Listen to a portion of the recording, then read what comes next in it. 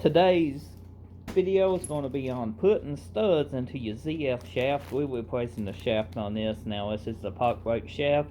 If you remove your studs, you might have to reinstall them, or if you damaged one or got a damaged one taking it off.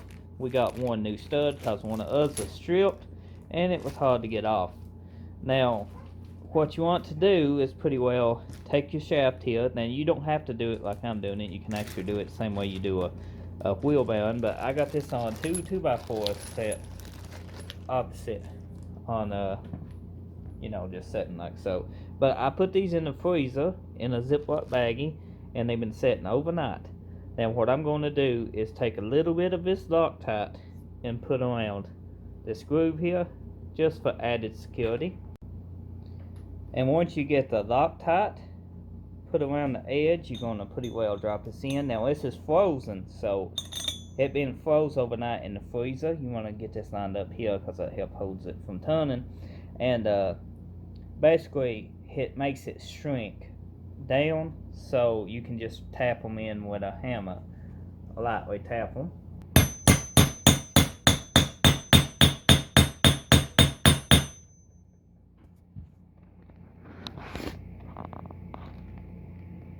As you can see, that is fully down. The Loctite is pressing out under it, and that's what you want. So I done got two installed. I went ahead and twisted this around so I can get a better angle at it. This is the new stud. This is the whole reason I've changed the studs. It's because one was messed up. It's a direct replacement from Allstate gear. That's where all the parts for this rebuild came in, and you can see it fits much tighter than the other one. Here's the other one. This is the factory, and the Allstate fits a little bit snugger, but no biggie. We're gonna go ahead and tap these down same way we did that one. Now once you get this part done, all four studs is drove in. You want to make sure it's level. You will have a little bit, if you use Loctite, coming out underneath of it. You can just take a little paper towel or something and just wipe that completely off. But now the next step is make sure your nuts still thread on it, and they should, as long as you didn't damage your threads right here when you tap them out, the old studs. Now before you go any further, you want to double check and make sure everything is working the way it should. You don't want no bad studs. And I'm just taking a socket and running up and down these, and everything is doing fine. I got a little bit of a dirty thread or something right there, but it's screwed down, tightened up. But that's what you want to work out. You want to get these working smooth. And a vise to make this dandy. You won't have to have a helper to help hold it. But yeah, just go ahead and take these on off and run them on the bolt up and down a couple times. Get them threads, clean. They do make thread cleaners too. I got some of those too, called Tap and Die Set. Works great too. That's that new stud. They all should fit just like that.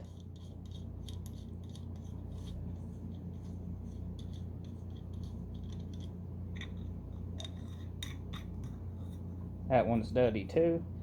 I run it up and out just like I did the other one. It's been a few hours now, and all the Loctite that we put on in here, pretty well should be dry. Shouldn't have to worry about anything there.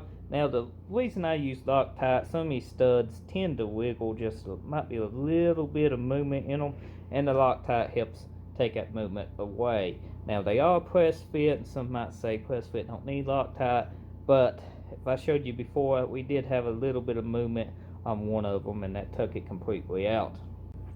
So now we got the studs inside the shaft pretty well, the flange of the shaft. We can take and put it in the freezer. Now what I do is I put mine in a deep freezer. I got a deep freezer. I freeze most of my parts in, and I put it in a bag, just an old grocery bag, a big Ziploc bag, whatever you got, you can wrap this up in.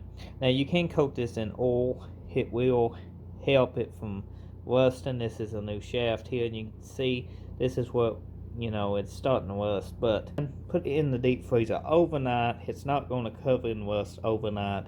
If you're worried about it's covering in rust, you can take your little used motor oil, rub this down real good, or transmission fluid. Just lube your shaft up. Take it however you want to take it. God, that did not come out the way I thought it would. Damn, I didn't either. But you know what I'm saying, guys. All jokes aside. And once you're done, you'll be on the next step. And the next step will be watching my video on how to assemble this, which is coming soon. It's been a long trip because I got a lot of videos on these park brakes. This whole park brake here has been a battle. Tons of content on it. Should be tons of helpful information on how you can fix yours without all the trouble that I'm going through, because I've been almost 5 months putting this together. So drop a like, leave a comment, subscribe.